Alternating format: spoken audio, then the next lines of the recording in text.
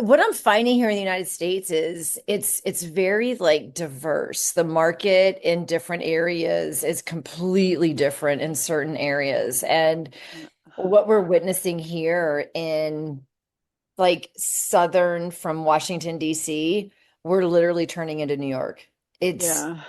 people are flocking to the rentals Yeah. because the prices are going up so much and homes just aren't worth the money because they're buying other people's problems. Yeah. And I miss 2010 to 2014. Like that was the greatest time for lead gen because Yeah. it was like just becoming a thing, right? Yes. And Yeah. now everybody's in on the bandwagon, and all the consumers are way too educated because you've got everything accessible at your fingertips. So, I mean, our game's really changing Hmm. with how we do business. And I think I'm seeing also team structures are changing, brokerage structures are changing. There's Hmm. such a huge shift in the market. Yeah. Um, in multiple ways, not just like minimal ways, not just the market Hmm. shift, but it's like an entire like just I don't even know what word I want to It's use. like an industry, the whole industry is downsizing. Yes. Yes. Yes, Yes. that's a great way to put it for sure. And Yeah. it needs to happen sometimes because the strong will Hmm. survive. Yes. Yeah. And I can't stress enough always going back to what's your value proposition? Hmm. Because if you don't got one, you ain't gonna hang with the big dogs. Yeah.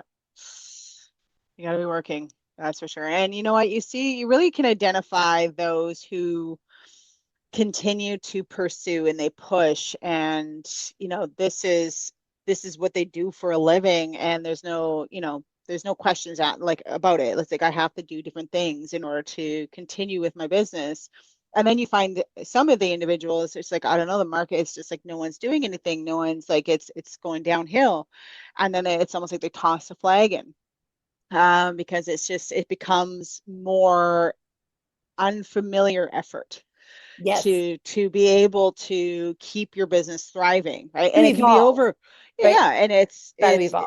yeah, and it can be overwhelming because there's so many different tools and gadgets and this and that and what Joe's doing over here and Mary's doing over here. It's hard for some to keep up because it's just so overwhelming to be able to do it. Yeah. Well, my daughter and I were talking last night. I haven't seen the documentary yet, but I guess there's a documentary that is floating out there about the BlackBerry. Okay.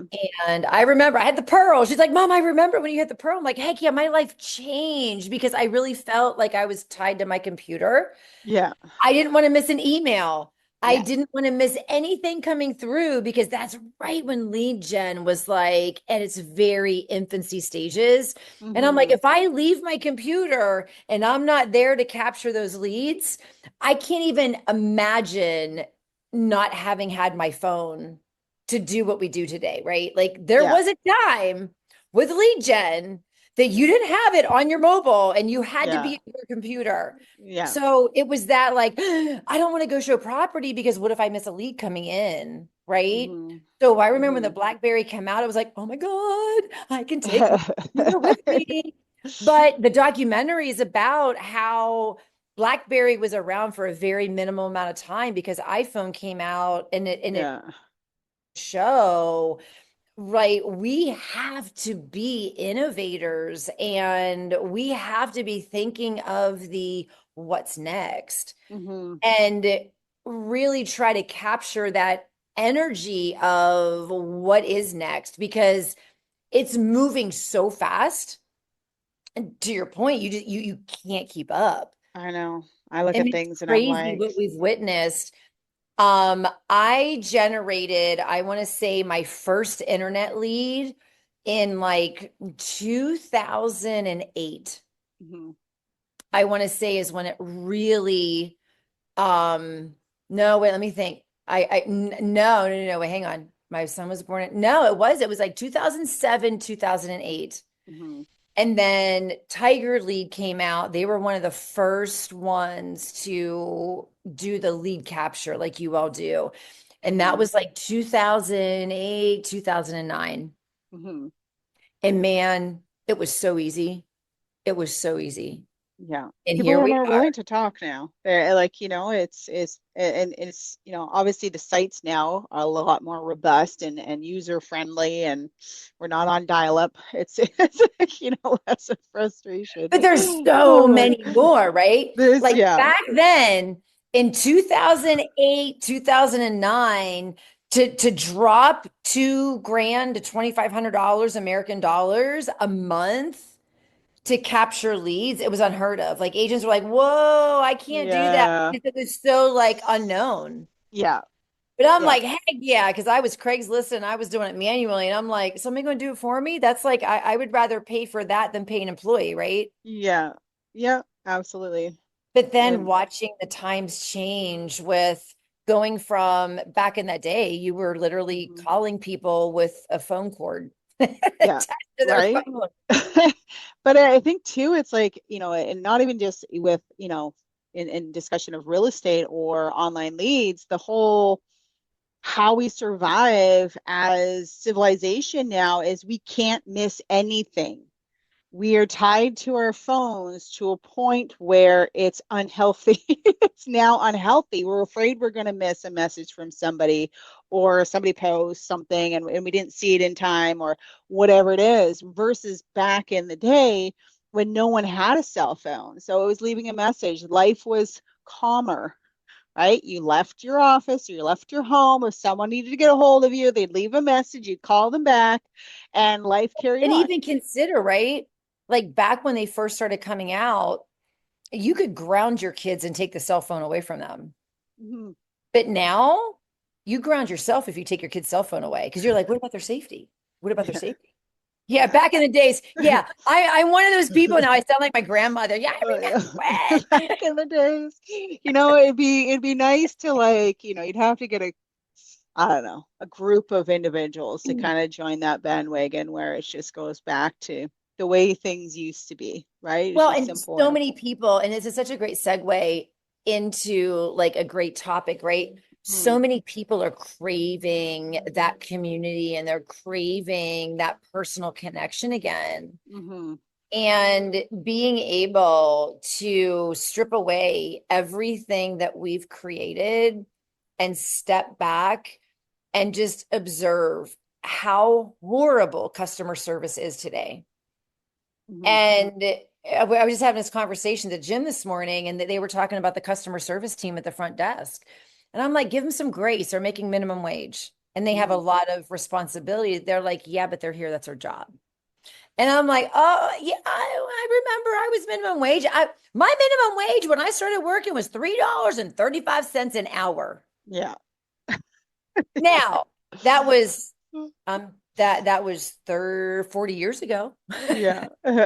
But it's only 12 something an hour now. Yeah. So It that didn't really. $3 only went to $12 over 40 years. Yeah. I might be lazy too if I was like going to work at Yeah. that age. Right?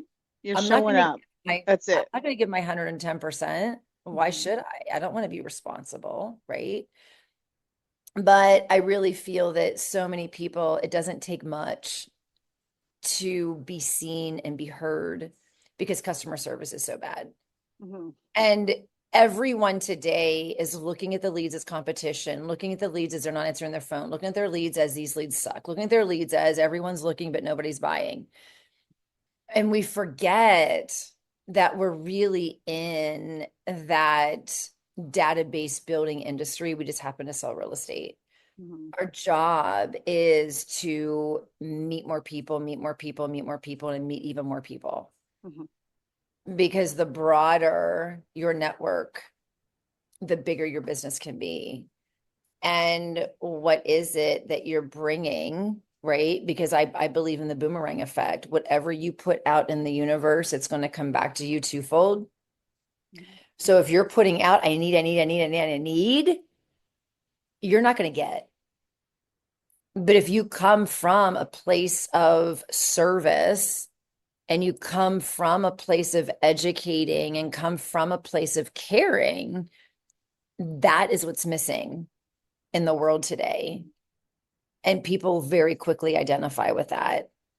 So looking at the leads that you're attracting through your agent locator, these leads are in 5 other different databases.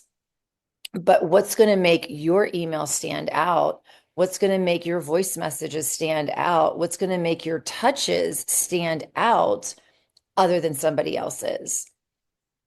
95% of all of the agents out there that are paying for lead gen, all they're looking for is answer your phone, answer your phone. My leads suck. Why am I doing this? Like we all have that same mentality.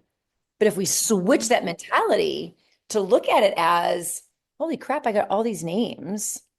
How can I be of service to them? What could I do to help them in their home buying journey, in their home selling journey, whenever that may be? Because here we are, 2026. These people could be 5 years out, 3 years out. They Mhm. could be, I'm never selling or I'm never buying. I'm just really curious because I can Google anything today. So we really have to change that mentality and come from a servant space and not a needing space. Mhm.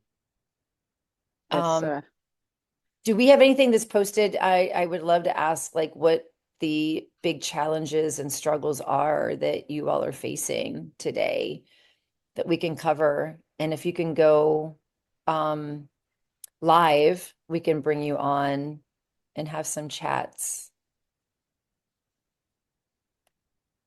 Open up the floor. Come on, type in that raise your chat. hands. Raise your Raise your hands. hand. Type in the Fire chat. uncertainty. We're past the 39 degrees in Ontario. Nice. Got 39 west up degrees. here. Damn, that sucks, man. I'm so sorry. We got Wes west up raised here. his hand. Hey, can you hear me? Yes, we Yes. can. Here, I'll put on my video. Maybe you can see me. Nope, it won't work. No, it won't work. Okay, doesn't It won't matter. work. Couple Save you things. there. So, yes, online leads. I've been with Agent Locator for a full year now. Um, just very unresponsive leads, even with multiple follow-ups, which is part of the game. And then the second part is, I called a couple leads today. It's always, oh, I'll call you back, even with like the scripting that we get taught. So, what's your feedback on those two things? When they say I'll call you back, I just always lead with that question of when do you plan on making a move? Because I really don't care if you're going to call me back or not if you're not planning on making a move, right? Because the one thing that we need to know from them to be able to service them is when is their opportune time, right? And sometimes you just need to ask that question and leave it as, do you plan on buying this year, next year, within the next 5 years? To really like bring them into an answer instead of when do you plan on making that purchase? Even if people are at work, like I can't talk, I'm at work. Can you call me back in the evening? Well, I'm calling bullshit on that too, because they're not going to answer in the evening, right? So and I just point blank say, I don't need to call you back. All I want to know is when do you plan on making a purchase?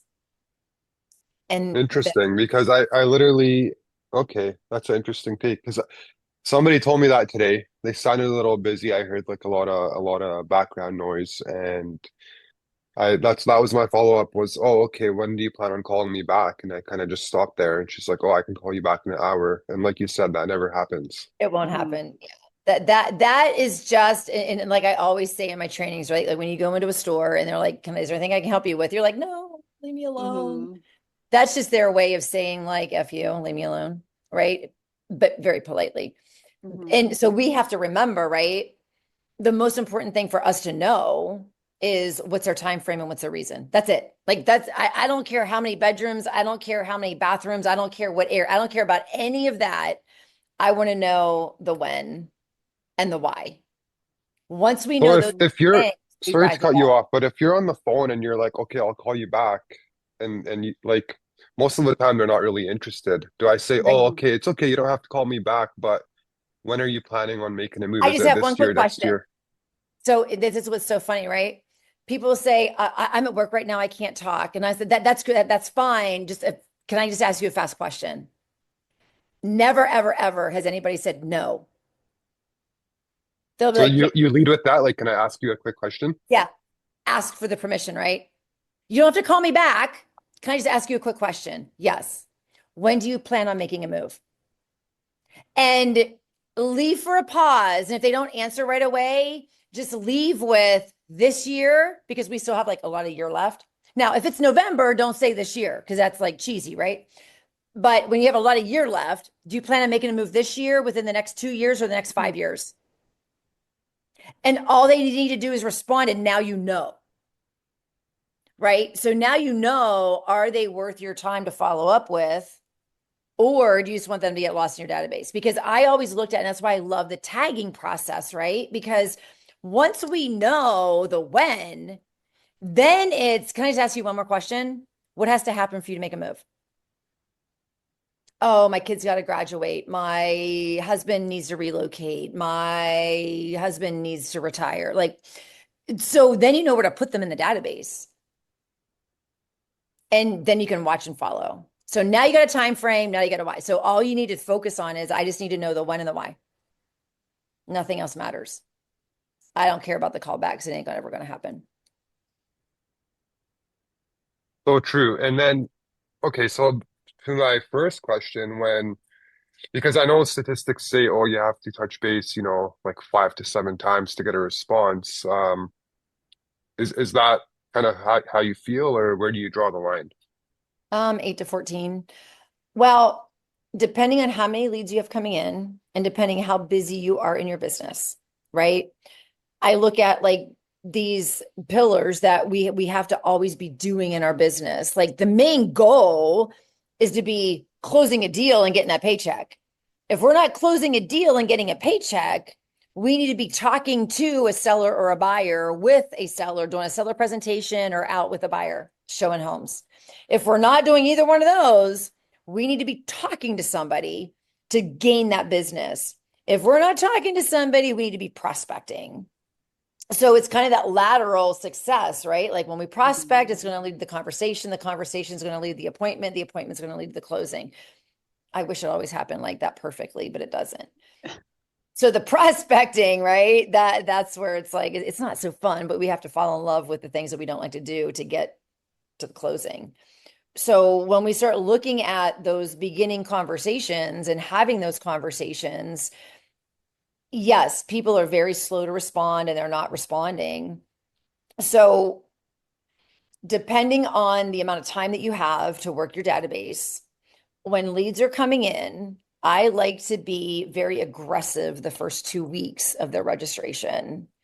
And those first 2 weeks, you should have your automated emails going out, your automated text messaging going out. And the only thing you have to physically do is manually make that phone call. Mm-hmm. So they're getting touched 2 other ways other than just the phone calls. So within that first 2 weeks, it should be 8 to 12 attempts minimum. And you can rotate it, right? Like if I'm sitting down, I'm going to sit down and call my leads in the morning of the last 2 weeks that registered. Now, the next day, I'm going to call them all early afternoon. The next day, I'm going to call them the evening. The next day, I'm going to call them late afternoon. And then I may do one on the weekends. So if you're always changing the times in those first 2 weeks, you're increasing your chances exponentially. Now, we always forget, like, oh, I like to call my leads at 8 in the morning. I'm gonna get on it early. I'm gonna sit down and work my database 8 a.m. every day. Well, people have habits and you're gonna miss people because if they're getting their kids to school and they're trying to get ready for work and they have their habits and they don't answer at 8 in the morning, you're not gonna connect with a lot of people. Mm-hmm. So we have to change those time frames within those 8 to 12 attempts. Now, when leads are coming in, you can't maintain that consistency and that longevity over the entire time of your leads coming in. So after that 2 weeks, if they haven't answered 8 to 12 times and they haven't responded via text or email, let them fall out. And I look at who's active in my database within the last 30 days. So if you registered 14 days ago. I don't care if you registered 100 days ago, 800 days ago, or 14 days ago. You're falling in a pool of activity. If you're continually opening my emails, you're going to get a phone touch once a week. And those times need to be different as well. Because if you're like, well, I'm going to call this filter at 11 o'clock every day because that's what fits my schedule, you're not going to reach as many people. So that filter, you want to make sure that you're changing those time frames as well each week. Like have it on your calendar. This week, I'm calling the filter at this time. This week, this time. This week, this time. And then always change it up. And then you're going to increase your chances. There's some people you're just not going to get a hold of, and that's okay. That's okay. Because imagine if you've got 2,000 leads in your database, just imagine if everyone raised their hand and said, yes, sell me a house. Then you'd have a whole different kind of problem. Absolutely. For the, and this is, I guess, a more personal question with your CRM. Are you Agent Locator or what are your drip campaigns set up on? Drip campaigns you don't want to have multiple different resources. You want to keep everything together because when they're getting emails, you want to be able to track.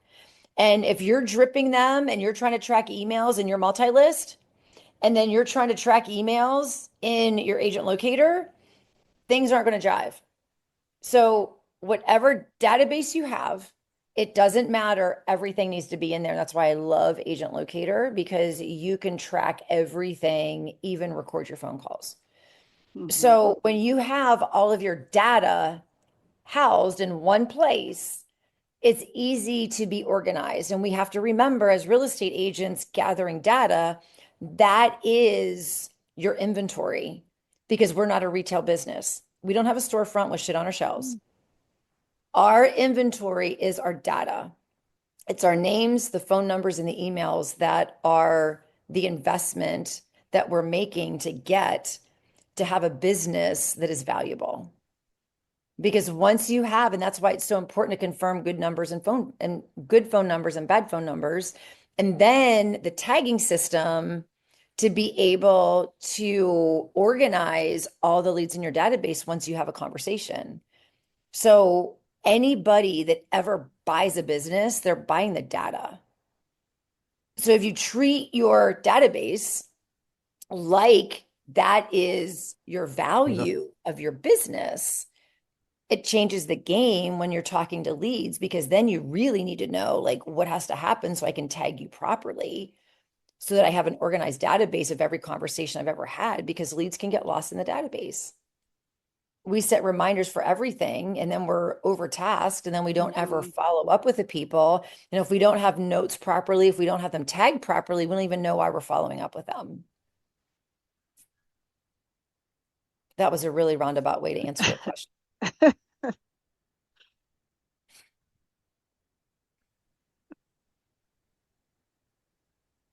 Are you still with us, Wes?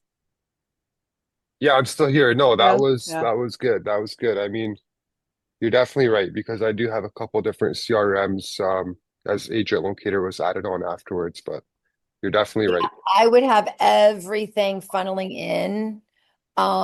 Because it gets I was running 2 or 3 myself and it just got to be way too much. And even like have you ever heard of Infusionsoft?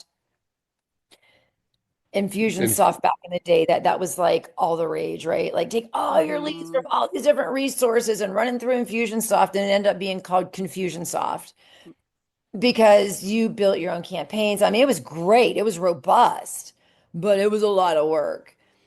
And what would happen, you would have leads coming in to say Agent Locator, and they would unsubscribe through Agent Locator, but they didn't unsubscribe through Infusionsoft because it was 2 different campaigns. And then it would really piss people off because they're still getting communication from you. So then you have to go check this one, then you have to go check that one. And you're like, what? So one is more than enough because Agent Locator does everything you need. And that's the beauty of it. You don't even have to use Agent Locator as a lead generator. That is your CRM. That is your book of business. That is where all of your data lives and the value of your business lives. And the more it's organized, the more valuable it is And I to find anybody. too, if you're using multiple systems, you're having to jump all over the place, right? So just to follow up with one person, you're like got like three different tabs open because you've got them in three separate places. In one place you do this with them, one place you do that with them, and then one place you do this. So definitely having them all just in one system is going to save you time and be more efficient with your time when you are working your databases. 100%. Thank you. Of course. And I love this one question. They said that it makes sense, like just asking the person, can I ask you one last question? And then they say, someone says in a year, how do you plan? Like what's the next conversation? So if they say within the next year, great. Make that note in your database. If you can keep them on a phone, because what's so funny is whenever you say, can I ask you one quick question? They don't feel pressured Mhm. because they're like, oh, you just want to know like when I want to make a move. So Yeah. you have to be prepared with those next questions, right? What's the next thing that you need to know if they plan on moving in the next year? What has to happen to make the move, right? What has Mhm. to happen to make that move? And that gives you your why. So whenever they say within the next year, great, what has to happen to make that move? And then when can I follow up with you? When is a good time to check back in with you? And honestly, it's crazy. Next week, you're like, what? Yes. Okay. I'll check in with you next week. What's the best way for me to check in with you? Do you want me to call or text or email? And they're going to tell you. Mhm. And then take it another step further. If you don't answer my phone call, if you don't respond to my text or you don't respond to my email, what do you want me to do? I really want to set myself apart as a real estate agent and be of service for you. What can I do to make sure you remember me? And they will not forget that conversation. So you're kind of holding them accountable. Mhm. Is everyone going to answer the phone? Is everyone going to communicate? No. But are you increasing your chances? Yes, because you're going above and beyond. So even if you're not comfortable asking what has to happen to make that next move, ask when can I follow up with you? And then take the answer. What doesn't matter what they say. How would you like me to follow up with you? What's your best form of communication? And whatever they say, always come back with, if you don't respond to me, how would you like me to follow up? Because I don't want you to forget me. And they won't forget that conversation. They'll remember you. And then just say, please save my number. Please save my number. And it's scary because they're like, oh, please save my number so you can block it, right?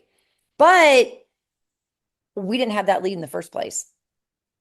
So if you take it that far, what if it works, right? You are 10 steps ahead of the five other databases these people are in Mhm. because you know the when and the why. 95% of all the agents that gather leads never know the when and the why. So that's the goal, when and the why.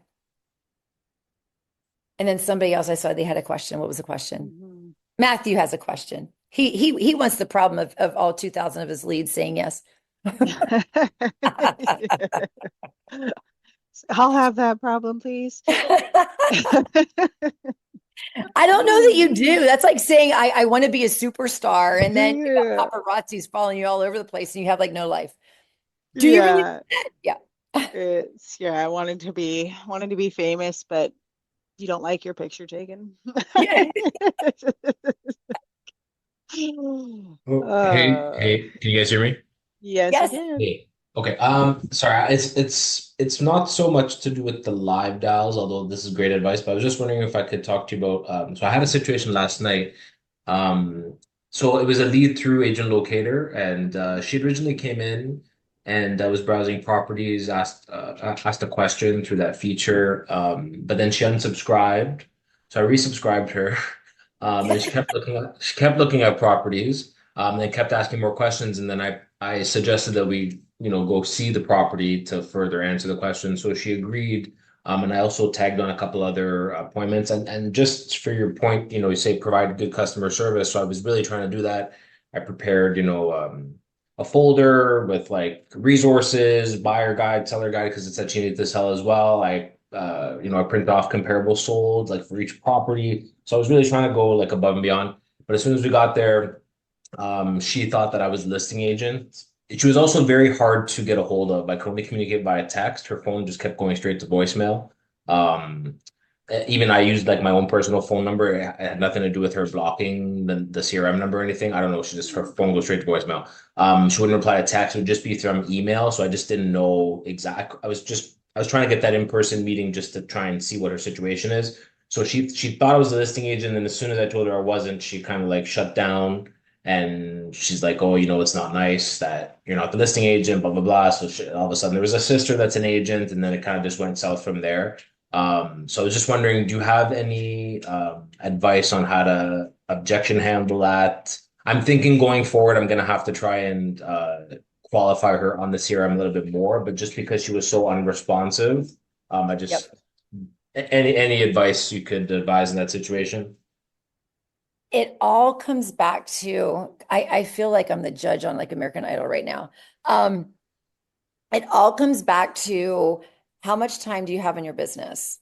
Where are you with everyone's on different stages and different levels of business, right? And when you go back to, like I was saying, if you're not closing a deal, we need to be with a buyer or with a seller doing a presentation or actively going through the process, or we need to be talking to somebody to get to that appointment, or we're prospecting. So you took it as far as you could take it. Now, the busier you get, the less time you have to go through that process without really properly qualifying, right? I love that you took it that far. And honestly, if her sister's an agent, you probably didn't have a shot in hell anyway, right? But you now know how to get somebody to a damn appointment. That's incredible. Mhm. So you did nothing wrong.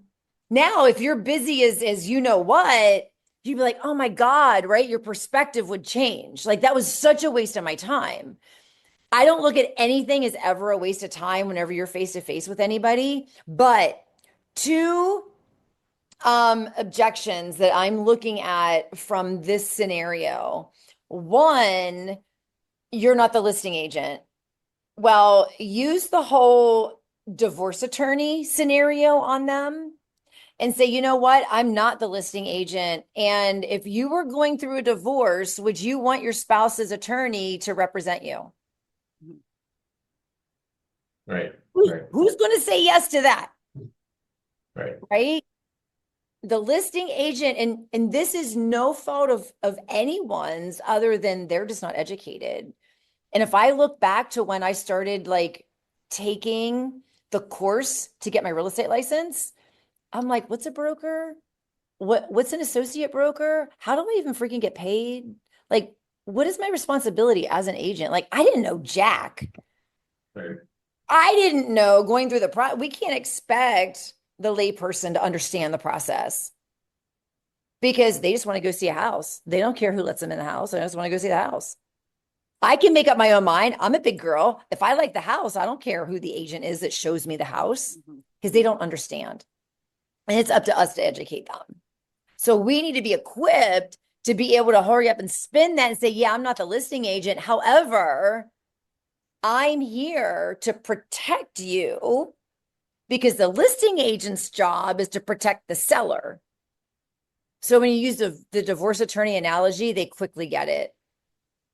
And if they don't, you don't want to work with them anyway because they're going to be a nightmare. Now, the sister objection, that is a really tough one. But I always like to remind people if anything were to go bad within a transaction, how much do you love your sister? Are you willing to put your relationship on the line for a business transaction? I will gladly offer your sister a referral fee. It's a good idea. if that's a place you, right? Because people don't understand. And I've had it happen to myself, right? Like I had best friends that I was doing business with and things went south and severed a relationship. And there's some relationships you don't like care if you sever or not, but when you're doing business with people that you are that close to, it can really cause a lot of problems in the future. And people aren't thinking of that. They're just thinking of the money in their pocket, right? And the other thing with using family or friends is that person a major full-time agent that's going to invest all of their resources into making sure your needs are 110% met? Because a lot of times when family and friends don't feel like they have competition, you're kind of on the back burner and you're doing the work, not them, because they're probably giving up commissions. So it's our job to educate them and we give them the tools to make the decision. But we just have to be able to be confident enough to put those tools out there, put the education out there and let them make that decision. Say, I don't need an answer today, but if anything changes, I would love to be your backup. Don't forget me. Sure. No, it's a good idea. I think she's using the sister as a. I think the true strategy was just to go direct to listing agent because I've seen that strategy before. A lot of people, even with my own listings, buyers will come in. They want me to specifically show it to them because of that. So, but that's a good objection handler. Thank you for that. Yeah, divorce attorney works every time, Yeah. especially if they've been through a divorce. It's very profound. Yeah, no, for sure. I guess it's not that obvious because for me it's obvious. Why would you want the listing agent to represent you? But it's true to your point. They might It's not for them. know. Yeah. And it's not that they're being rude to you or unkind to you. They just don't know the process. And they don't understand protection. They don't understand that they are working in the best interest of the seller. And your job is to uncover and discover, right? To protect them. Mhm. Yeah. And that's our job is to educate them. And that's why I say if you always come from a place of service, you can't ever lose. You may not get them to the closing table, but you've done your job as a professional and not a used car salesman. Thank you. Of course. I think as well, like in that specific scenario, it could be the sister-in-law that is just saying if he sees something, just contact the agent. They have to show you the house, right? So it's And they do that. and it's like this is a prime example of family expects your business. They're not going to work hard for you, right? So you're literally doing all the work yourself. And then when it comes to contract time, your sister's going to make, $25,000, $50,000. Does that seem fair? Well, no, because they're not going to take the commission. So Yeah. they feel it's fair, hmm but they miss a lot of the protection hmm because their sister, friend, whoever is not doing their due diligence. They're just letting whatever happen because they don't care because they're not making money. hmm Yeah. Yep. Yeah, it's our brains just automatically go to like that finger pointing and like this is so unfair, like this is so wrong, you shouldn't be doing it. But honestly, they just don't know what they don't know. This isn't their language, this isn't their business, and everyone, unfortunately, it's a very me society and a very selfish society, and everyone's just looking out to protect their one and only themselves. And they don't think that anybody really has that quality to be able to protect them. And quite hmm frankly, they don't think they need it in real estate. They can go out and buy a car and they think they know how to buy a car. But then they go to buy a house and they're like, well, if I like the house, I'm gonna buy the house. They don't think of all the things behind the scenes. hmm Another question.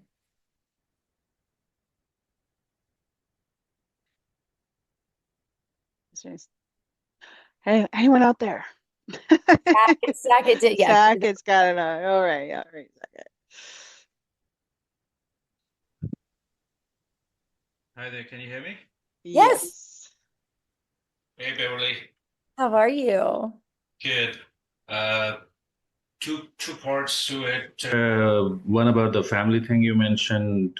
I'm just going through one messy deal with family and friends involved, where I'm representing a friend wife buyer, and their cousin came to know that they're working with me and not them, and got upset. And this whole scenario where they were willing to cancel an accepted deal.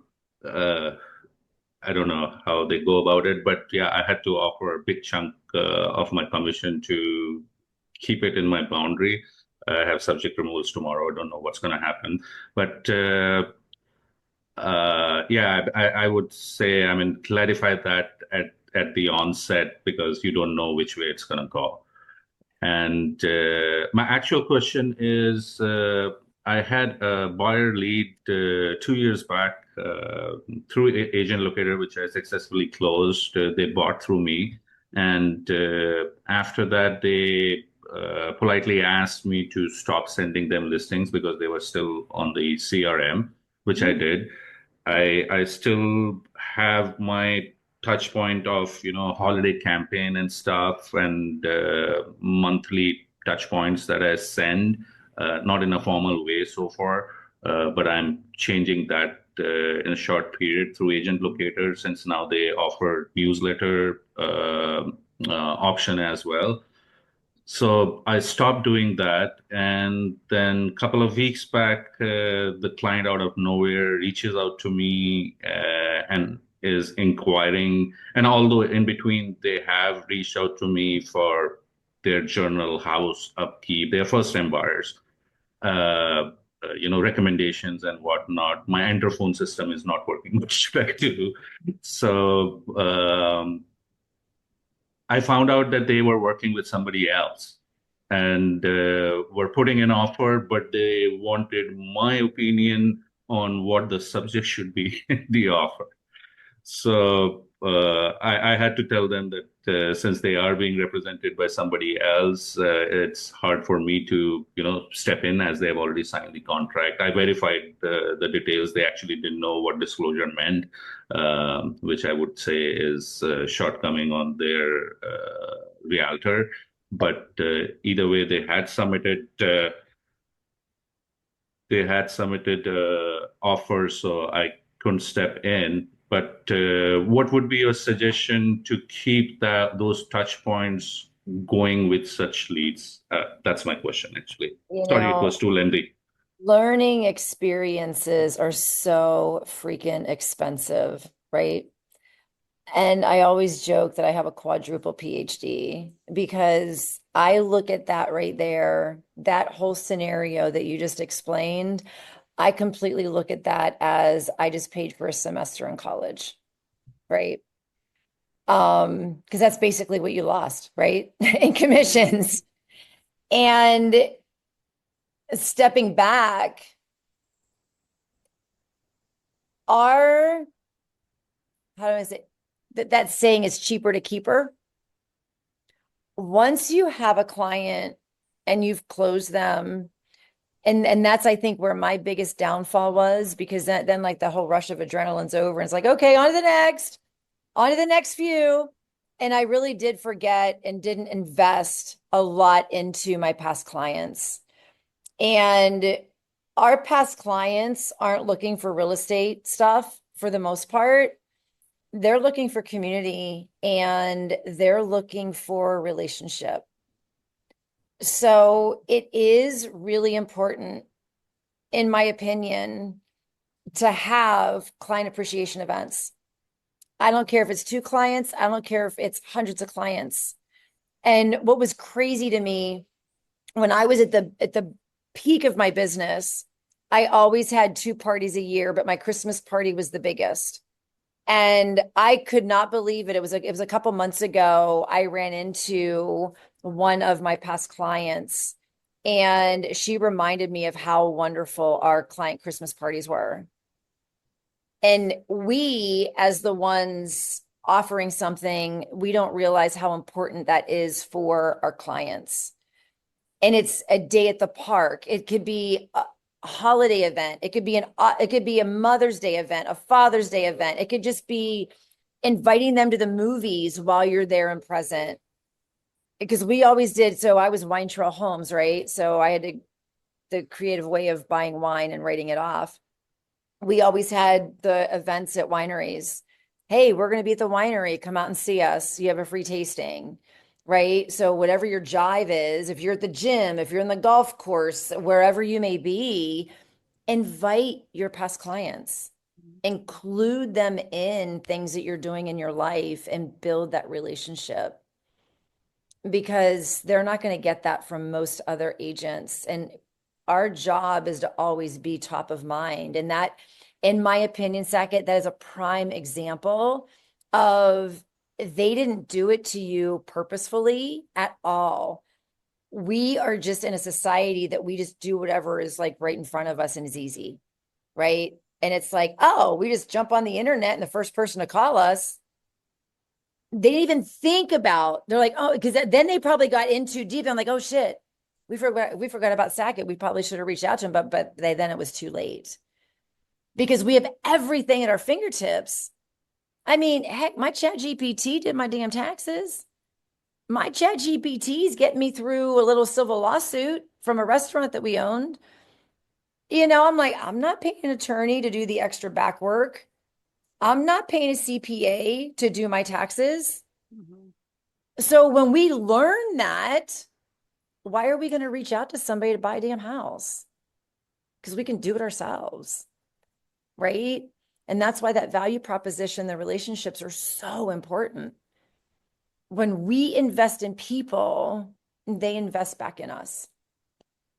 So yeah, automated emails are great, but that personal touch, and I go back to the Brian Buffini days of the pop buys, where you just go and take a plant on Mother's Day. You go and like do goofy things that are a theme of certain holidays.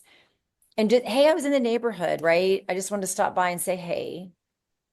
That goes so far, so far. Mhm. And There's, it's not about the business per se, it's about the relationship. And that's what we opened up this morning. People Mhm. are craving community Mhm. because it's gone by the wayside, because everyone's like trying to figure everything out. Well, stop figuring it out and just go back to creating relationships. Yep. Remember how happy people were back in the day? I mean, in my world where I grew up in Western Pennsylvania, when somebody passed away, you had so much food brought to your house, you couldn't eat it all. And then you had all the extra food to take to the wake. And you didn't have to pay a caterer because you had so much food from Mhm. so many friends and so much family that you were just inundated with food. Today, you're not getting as many dishes.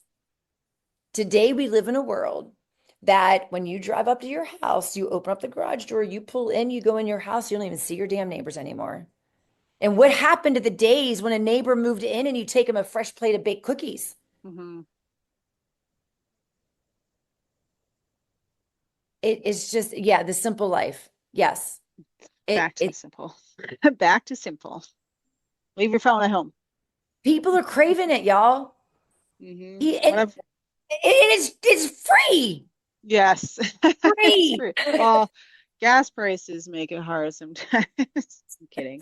But Yeah, don't even get me started. Like our gas prices is like, I don't even know what's going on right now in the United States, but our gas prices have like doubled in the last week. I guarantee they're nothing like ours. Yeah, Yeah. probably. Yeah. No. But even like back to your point of like simplicity, there's one of the top realtors where I live. He has a team. He does lead generation for his team. Majority of his business is all repeat referral. And his repeat is he does do Popeyes. So every week he commits to 5 to 10 Popeyes, and he'll stop just say hi, whatever it might be. And if they're not there, he'll go back again. So they stay on the list until he can hit them at least once or twice a year, just to say, hey, how are you? I was just in the area and I thought I'd stop by, for the fifth time that you finally are home. right? But like that's how he They built, don't that's need to how he know keeps his that. business. They don't need to know that, right? But he was just in the area. Right. So it's a great way to, we can email everyone, call them, text them, but showing up for them is again where we're gonna really make a difference and stand apart from competition. And who doesn't want a visit from somebody that was such an integral part of their life? Hmm. Buying a house is no small part of life. Mm-mm. It's a life-changing pivot in someone's life. And when you show up for them after the fact, that's where your referrals come from because you're staying top of mind and you genuinely care. And just let them know, say, hey, I'm always open to new business. If you have any friends or family, just feel free to pass my name along. I would love to help out your family and friends. Hmm. And people love helping. And that's something that we get afraid to ask for because it feels weird, it feels salesy. Hmm. But people love to help. And unfortunately, it's not common sense to some people to just name drop and go, oh, hey, like you have like your few people that are always like the connectors, right? That are always Hmm. like, you have that one customer that is just always feeding you people. But then Hmm. like everybody else you never hear from again, and they don't have any friends and family they're ever buying because you never hear from them, right? Hmm. Hmm. But we just need to ask. We just need to ask for it. Yep. Yep. Absolutely. And so I hope that answered your question, Saket. Just be really personable with your past clients. Even if it's just a goofy candy bar. I mean, you got Easter coming up, it's like you just get ChatGPT. I mean, heck, just today I'm like, what social media post could I make that could be funny for April Fool's Day? And it gave me a whole video script. I'm like, heck yeah. You could have You don't followed even the need to Kit have Kat friends trend. anymore. I got Ace. Ace is Ace. And well, my ChatGPT actually named himself. Oh, I said, what would you like me to identify you as? He says, how about Ace? I'm like, I like that name. I should ask mine. Yeah. Did you see my post? Because you can ask, well, if you pay for the chat, right? If you Yeah, pay for yeah, yeah, the yeah, monthly. yeah, So yeah. I asked it to, because it was a big thing going around social media. You ask ChatGPT to generate a photo of how you treat it. Oh. It's so cute. It's so cute. Yeah, you have to look at my Facebook or my Instagram. It's on Oh there. It's so, God, I'm afraid. yeah, it's so Just cute. kidding. I'm kidding. I'm Um, usually I'm usually nice. I ask with question marks, thank yous. Sometimes I just tell it what to do without. no, I'm intense because I change it up. I'm like, what? Change this up, change this up. I'm always asking it for workout sequences. Yeah, And yeah. I'm like, no, let's change this up. Nope, no, no, let's change this up. A Yes. good April Fool. Well, I don't know if it was April Fool's. There was this thread going on because I guess a big shipment of Kit Kats went missing in Poland or something, like a mass was shipping. And they had made a service announcement, like the truck just went like missing with all the Kit Kats. So all these businesses have been like creating. So Domino's made like a spoof being like, well, just so you know, we're now introducing the Kit Kat flavored like pizza, right? All these things, like with every purchase, we're gonna give you a box of Kit Kats, right? Just kind of playing off this whole like thing that the Kit Kat Oh my actually God. lost a whole shipment of Kit Kats. Yeah, it's pretty funny. So you could totally create with anyone on it. You can create your own little funny thing. With the purchase of a home, I'll give you a free king Yeah, size just Kit ask Kat, ChatGPT, and what then can I you do with this? tag Kit Kat in it, right? So it's Yeah. just keep that thing going. So just asking ChatGPT, hey, it's Easter. I want to do something for my past clients. What's something fun and effective for me to do a touch with my past clients? And Yeah, it'll give you options. And yeah, if it doesn't, just ask for more options. yeah, Get personal with it. Like treat chat like your best friend. And that's what I've learned to do. Like yeah. even questions about my taxes, I'm like, you're not my CPA, you're not my accountant. You're a friend that has a lot of experience in the business, but you're not the professional. I'm asking you as a friend for your advice, and you Hmm. you know the advice to give me based on all the data that you have access to. As a friend, what would you tell me? Hmm. And your response from chat's going to be very different than asking it for professional advice. Hmm. Because I Yeah. wanted to be soft. I wanted to be like, I didn't have a friend to go to ask a specific question about a lawsuit. Hmm. And it's like, I would want to go to my mom, I would want to go to my dad, but they'd be like, eh. Yeah, you have Some of those the advice people that in they your give me life. in the You're past just hasn't been like, the best, right? no, Yeah. there's going to be that little bit of, Yeah. yeah. Yeah. There's certain Chat people that GPT. you don't want to talk to things about. Yeah. It is. But if you're using Chat GPT, don't complain about all the data centers going in. Yeah. Like we're using a lot of data, y'all. Yeah. But this is 2026. Like we can't function without it. And it's so funny, all these people complaining about all these huge hundreds of acres of data centers that are going in the United States. They're complaining about it on social media using data. Yeah. Put a billboard up. Yeah. I'm like, so you want to go back to the flip phone? Let me see you go back to a flip phone. That's the only way you're not going to be using data. Yeah. Oh, awesome. Well, it was a great We have chat today. 3 minutes left. We have Yeah. 3 minutes left. Any last Yeah, questions?